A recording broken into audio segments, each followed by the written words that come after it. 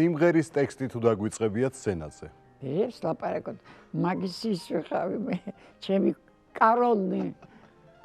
და რას აკეთებდით ხოლმე ამ? მე არაფერს, ვეთქვი, მე მაპატიე დამავიწყე, მთელი დარბაზი კარნახობდა. ყველა მზეპირად ხო და იცოდა? ერთმა კი ვიტყვა, ეს თქვენ სპეციალურად აკეთებთ თუ ასე. მე ვთქვა, ვინ არის სპეციალურად აკეთებს, რომ არა, კარგად თავში საქმე და მავიწყდება ტექსტი. სულ პირველად, როდესაც გადავწყვიტეთ, რომ სოლო კონცერტი მივცეთ, მღერი არა უჭირს.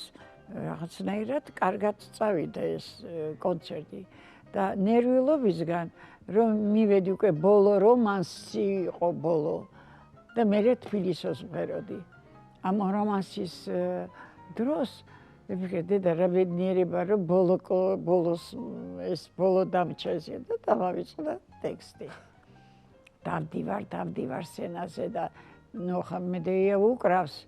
ის ატყობს, რომ მე ვერ ვიწყებ, ამიტომ ის თავის იმპროვიზაციას უკრავს და გაგიჟდა ხალხი, რომ რა სერიოზული რომანსი ამ სიგრძეზე უკრავს და რომ მივედი ყოველთვის, სხვათა შორის ყოველთვის კარნახობდა.